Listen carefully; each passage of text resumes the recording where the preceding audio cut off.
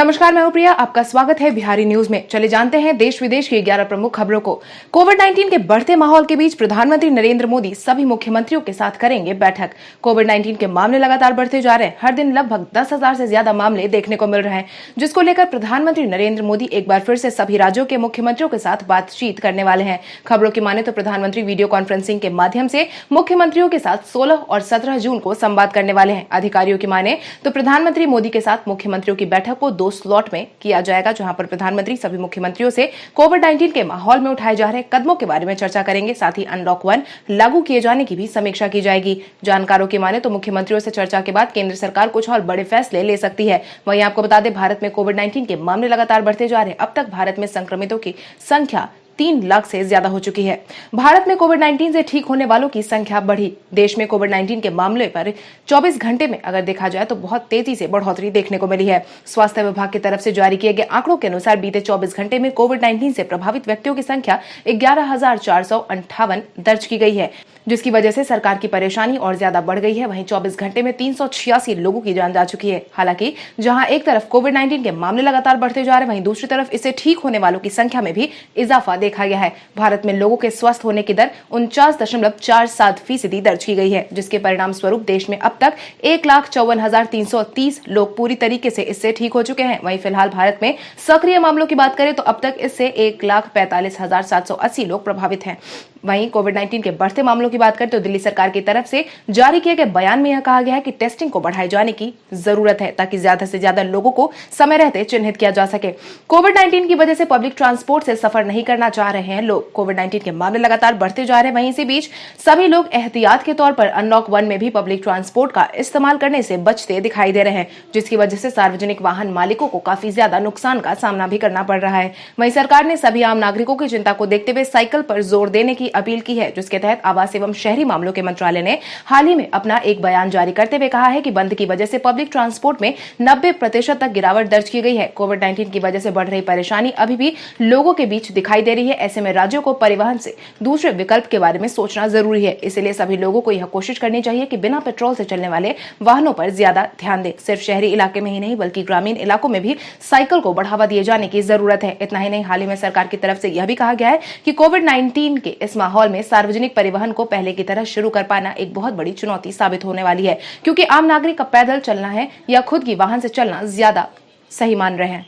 Rail में free ticket book कराने वाले सांसदों पर अब राज्यसभा के सभापति वेंकैया नायडू की है नजर। अक्सर ऐसा देखने को मिलता है कि कई सांसद रेल की टिकट बेवजह फ्री में बुक करवा लेते हैं, मगर सफर करना जरूरी नहीं समझते हैं, जिसको ध्यान में रखते हुए राज्यसभा के सभापति वेंकैया नायडू ने इन मामलों पर खुद नजर बनाना शुरू कर दिया है। जिसके तहत उन्होंने कहा है कि राज्यसभा के मौजूदा सांसद और पूर्व सांसद ऐसे हैं जो ट्रेन यात्रा के नाम पर कई टिकट बुकिंग करवा लेते हैं और तय समय में यात्रा नहीं करते हैं, जिसके कारण राज्यसभा सचिवालय को करोड़ों रुपए का नुकसान होता है। ऐसे लोकसभा राज्यसभा सांसद भी है जो परिवार समेत मुफ्त रेल यात्रा की सुविधाओं का अनुचित तरीके से उपयोग कर रहे हैं। हाल ही में पश्चिम बंगाल के एक सांसद की खबर भी सामने आई थी, जिन्होंने एक महीने में 63 ट्रेन में यात्रा के लिए टिकट बुक करवाई थी, मगर सिर्फ 7 बार यात्रा की थी। जिसके बाद भले ही अतिरिक्त यात्रा सांसद ने नहीं की हो, मगर राज्यसभा सचिवालय को टिकट कैंसिल नहीं कराने पर पूरा पैसा जमा करना पड़ा। जिसके तहत इस व्यवस्था को दुरुस्त करने के लिए राज्यसभा की तरफ से रेल मंत्रालय को निर्देश जारी कर दिया गया है। साथ ही बुकिंग डिटेल निकाले जाने का भी आदेश दिया गया है। इतना ही नहीं, वेंकैया नायडू ने सभी सांसदों से हिदायत देते हुए ऐसा करने से बचने की अपील की है।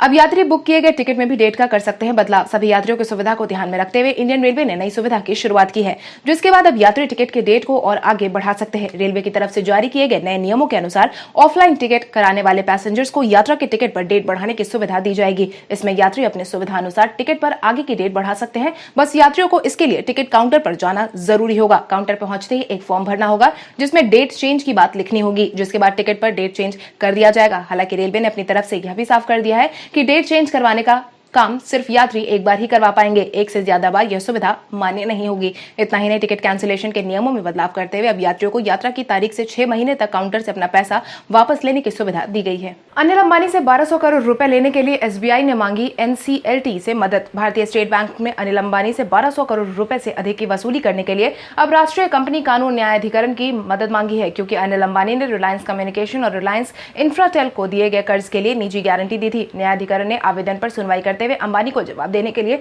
1 हफ्ते का समय भी दिया है। वहीं अनिल अंबानी के एक प्रवक्ता ने कहा है कि यह मामला रिलायंस कम्युनिकेशन, आरकॉम और रिलायंस इंफ्राटेल द्वारा लिए गए कॉर्पोरेशन लोन से संबंधित है और यह अंबानी का व्यक्तिगत नहीं है। बयान में यह भी कहा गया है कि आरकॉम और आर्टिफिशियल से 100% मंजूरी दी गई थी और योजनाओं को स्वीकृति का इंतजार है। आपकी जानकारी के लिए आपको बता दें, अनिल अंबानी के नेतृत्व वाली रिलायंस समूह की प्रमुख कंपनी रिलायंस कम्युनिकेशन ने 2019 की शुरुआत में दिवालियापन के लिए आवेदन कर दिया था।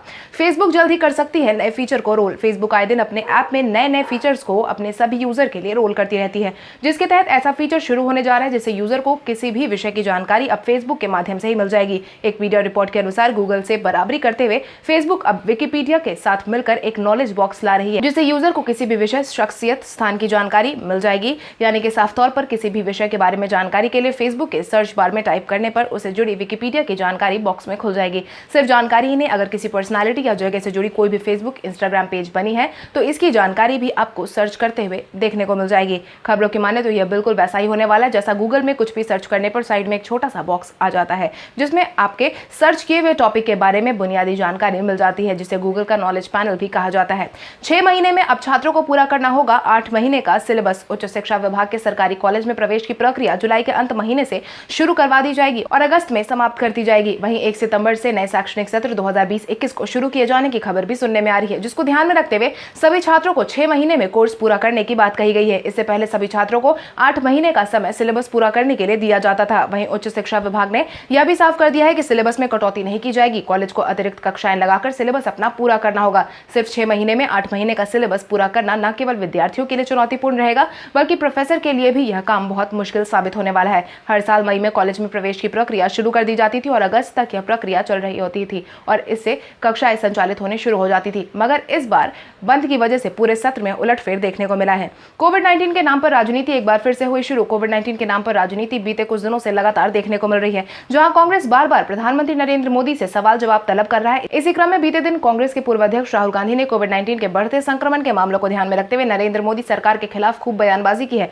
राहुल गांधी ने अपने ट्विटर अकाउंट पर ट्वीट करते हुए लिखा है कि भारत का एक गलत रेस जीतने के लिए मजबूती से आगे बढ़ना बेहद ही चिंताजनक है। कोविड-19 का लगातार बढ़ता असर प्रधानमंत्री नरेंद्र मोदी के अहंकार और अक्षमता के मिश्रण का परिणाम है। इतना ही नहीं, उन्होंने कोविड-19 के मामले में हो रही वृद्धि और कोविड-19 में संक्रमण के संदर्भ में भारत की दुनिया में चौथे स्थान पर पहुंचने से जुड़ा एक ग्राफ भी शेयर किया है। वहीं आपको बता दें, भारत में अब तेजी से कोविड-19 के मामले बढ़ते जा रहे। बीते 24 घंटे में 10,000 से ज्यादा मामले सामने आए हैं, जो कि अब तक के सर्वाधिक मामले हैं, जिसको ध्यान में रखते हुए केंद्रीय स्वास्थ्य मंत्रालय की तरफ से जांच की प्रक्रिया में तेजी लाने की अपील की गई है। भारत के खिलाफ नेपाल की नक्शेबाजी हुई विफल। भारत के खिलाफ कदम उठाने के क्रम में नेपाल के प्रधानमंत्री केपी शर्मा ओली ने बीते दिन नक्शे का प्रस्ताव जारी किया था, जिसके बाद नेपाली जनता ने उनका विरोध करना शुरू कर दिया था। जिसके बाद जब जारी किया गया प्रस्ताव को संसद में पहुंचाया गया तो पहली बार में ही प्रस्ताव संसद में पेश नहीं हो पाया।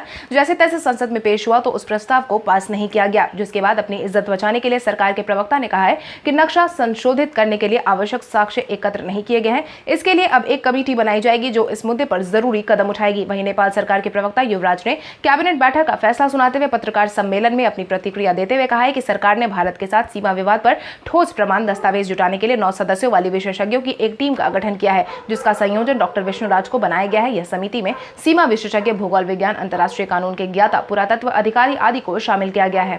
आपको बता दें, भारत और नेपाल के बीच लिपुलेख और काला पानी को लेकर बीते कई दिनों से विवाद देखने को मिल रहा है, जहां पर कुछ दिनों पहले नेपाल ने अपना नया नक्शा जारी करते हुए लिपुलेख और काला पानी के अपने हिस्से में होने का दावा किया था। संजू सैमसन को है धोनी की तरह बनने की इच्छा। भारतीय टीम के पूर्व कप्तान महेंद्र सिंह धोनी वर्तमान खिलाड़ियों के लिए एक प्रेरणा से कम नहीं है। इसी का प्रमाण हाल ही में भारतीय टीम के युवा खिलाड़ी और स्टार आईपीएल बल्लेबाज के नाम से मशहूर संजय सैमसन के बयान के बाद मिला है। एक मीडिया हाउस से बातचीत के दौरान उन्होंने बताया कि एमएस धोनी को शांत रहना और प्रेशर कंडीशन में फोकस्ड रहना यह एक ऐसी चीज है जो वो उनसे अपने खेल में शामिल करना चाहते हैं। इतना ही नहीं, उन्होंने आगे यह भी कहा कि गिलक्रिस्ट और धोनी ने विकेट कीपर की परिभाषा को ही बदल दिया है। ऑस्ट्रेलिया के पूर्व खिलाड़ी गिलक्रिस्ट और धोनी ऐसे विकेट कीपर है जिन्होंने पूरे खेल को कई बार बदला है। सिर्फ विकेट कीपर ही नहीं, महेंद्र सिंह धोनी तो एक अच्छे बल्लेबाज भी है और यह सबसे ज्यादा अहम है किसी भी खिलाड़ी के लिए कि आप मैदान में बल्ले से अपना जलवा तो दिखाते ही हैं, मगर फील्डिंग के दौरान भी आप पूरी तरीके से मैच को बदलने में अहम भूमिका निभाते हैं। आपको बता दें, संजू सैमसन फिलहाल भारतीय टीम के स्थायी खिलाड़ी नहीं बन पाए हैं, लेकिन उन्होंने कई बार टीम के अंदर बेहतरीन पारियां खेली हैं। कोविड-19 जांच केंद्र की जानकारी अब गूगल की सर्च असिस्टेंट और मैप्स पर भी। गूगल सर्च इंजन ने बीते दिन कोविड-19 के इस माहौल में आम नागरिकों की मदद के लिए अपना हाथ आगे बढ़ाया है, जिसके तहत गूगल सर्च इंजन ने साफ तौर पर कहा है कि उसने अपनी सर्च असिस्टेंट और मैप सेवाओं पर निकटतम कोविड-19 जांच केंद्र का पता बताने की सुविधा शुरू कर दी है, जिसके जिसके बाद गूगल ने अपना बयान जारी करते हुए कहा है कि वह भारतीय आयुर्विज्ञान अनुसंधान परिषद के साथ काम कर रही है, जिसकी मदद से अब कोई भी उपभोक्ता ज्यादा से ज्यादा कोविड-19 जांच केंद्र की जानकारी उपलब्ध कर पाएंगे। कंपनी ने यह भी कहा है कि उसकी यह नई सुविधा अंग्रेजी के साथ साथ 8 भारतीय भाषाओं में उपलब्ध करवाई जाएगी, जिसके माध्यम से किसी भी भाषा के लोगों को गूगल द्वारा बताए जा रहे इंस्ट्रक्शन को समझने में परेशानी नहीं होगी, जिसके परिणाम स्वरूप गूगल ने अब हिंदी, बंगला, तेलुगु, तमिल, मलयालम, कन्नड़, मराठी और गुजराती भाषा में जांच केंद्रों का पता बताना शुरू कर दिया है। अभिनेत्री दीपिका सिंह गोयल की मां हुई कोविड-19 पॉजिटिव। दिया और बाती हम की फेम रह चुकी दीपिका सिंह गोयल आज हर घर में पहचानी जाती है। वहीं इसी बीच दीपिका से जुड़ी एक चौंकाने वाली खबर सामने आई है। हाल ही में उन्होंने अपना एक वीडियो जारी करते हुए उनकी मां के कोविड-19 प्रभावित होने की खबर साझा की है, जिसके तहत उन्होंने सोशल मीडिया पर एक वीडियो शेयर करते हुए दिल्ली के मुख्यमंत्री अरविंद केजरीवाल से मदद की गुहार भी लगाई है। उन्होंने कहा है कि उनकी मां और उनके पिता दिल्ली में है और उनका टेस्ट लेडी हार्डिंग अस्पताल में कराया गया है। वहीं दीपिका ने मदद की मांग करते हुए कहा है कि उन्हें उम्मीद है कि उनके माता और पिता सरकार की तरफ से थोड़ी मदद मिलेगी, जिसके बाद दिल्ली सरकार द्वारा जारी किए गए ट्विटर हैंडल से जवाब भी आया है। इस मामले का संज्ञान दिल्ली सरकार के स्वास्थ्य विभाग ने पहले से ही शुरू कर दिया है, इस बात की पुष्टि की गई है। साथ ही विभाग ने यह भी कहा है कि आपकी बहन अनामिका जी से बातचीत चल रही है, हम आपके परिवार के जल्द से जल्द स्वस्थ होने की कामना करते हैं। ओडिशा की एक नदी से बाहर आया 500 साल पुराना गोपीनाथ मंदिर। ओडिशा के नयागढ़ जिले में 500 साल पुराने मंदिर को महानदी से बाहर आते देखा गया है। कई सालों पहले यह मंदिर इसी नदी में डूब गया था, जिसमें भगवान गोपीनाथ की प्रतिमाएं मौजूद थी, जिन्हें भगवान विष्णु का रूप भी वहां के स्थानीय लोग मानते हैं। Indian national trust for art and culture heritage को आर्कियोलॉजिकल सर्वे टीम ने इस बात की पुष्टि की है और कहा है कि उन्होंने कटक से महानदी में एक प्राचीन जनपद मंदिर की खोज की है। खबरों की माने तो इस मंदिर की ऊंचाई लगभग 60 फीट थी। वहीं मंदिर की खोज नयागढ़ के पास पद्मावती गांव के बालेश्वर के पास नदी के बीच में की गई है। जानकारों की माने तो 60 फीट लंबा यह मंदिर 15वीं शताब्दी के आखिरी में बनाया गया था और 11 साल पहले भी इस तरह का मंदिर पानी से बाहर आया था। पुणे रेलवे स्टेशन पर अब रोबोट करते नजर आएंगे यात्रियों की स्क्रीनिंग। कोविड-19 के इस माहौल में सोशल डिस्टेंसिंग के नियमों का पालन करने की लगातार अपील की जा रही है। इसी को ध्यान में रखते हुए पुणे रेलवे स्टेशन की तरफ से एक अहम कदम उठाया गया है। बीते दिन से पुणे रेलवे स्टेशन पर रेलवे सुरक्षा बल ने कोविड-19 प्रभावितों से बचाव के लिए इंसान के बजाय रोबोट को कोविड-19 की स्क्रीनिंग का काम सौंप दिया है। खबरों की माने तो इस रोबोट का नाम कैप्टन अर्जुन रखा गया है और अब इसे रेलवे स्टेशन पर ट्रेनों से आने जाने वाले संदिग्ध कोविड-19 संक्रमितों की पहचान करने के लिए लगाया गया है, जिससे कि सभी संभावित संक्रमण से यात्री और कर्मचारियों की जांच करने के लिए रखा गया है। खबरों की माने तो यह robot motion sensor, pan, tilt और जूम कैमरा से लैंस्ड है। यह कैमरा संदिग्ध गतिविधि और सामाजिक गतिविधि को ट्रैक करने के लिए आर्टिफिशियल इंटेलिजेंस एल्गोरिथम का उपयोग करते हैं। इसमें एक इनबिल्ट सायरन और H264 प्रोसेसर भी है, जिससे कि रिकॉर्डिंग की सुविधा भी इस रोबोट में उपलब्ध है, जिसके परिणाम स्वरूप अब स्क्रीनिंग के दौरान जिस भी व्यक्ति का तापमान ज्यादा पाया जाएगा, जिसके बाद यह सायरन खुद ब खुद बजने लगेगा। तो चलिए बढ़ते हैं आज के सवाल की ओर। आज का सवाल कुछ इस प्रकार है, आपके अनुसार कोविड-19 के बढ़ते मामले को ध्यान में रखते हुए सरकार की तरफ से दी गई छूट में फिर से सख्ती दिखाने की जरूरत है या नहीं? अपने जवाब हमें कमेंट करके जरूर बताएं। इसके साथ ही आज के लिए बस इतना ही। देश विदेश की तमाम बड़ी खबरों से जुड़े रहने के लिए हमारे YouTube चैनल को सब्सक्राइब करें और बेल आइकन दबाना ना भूलें। धन्यवाद।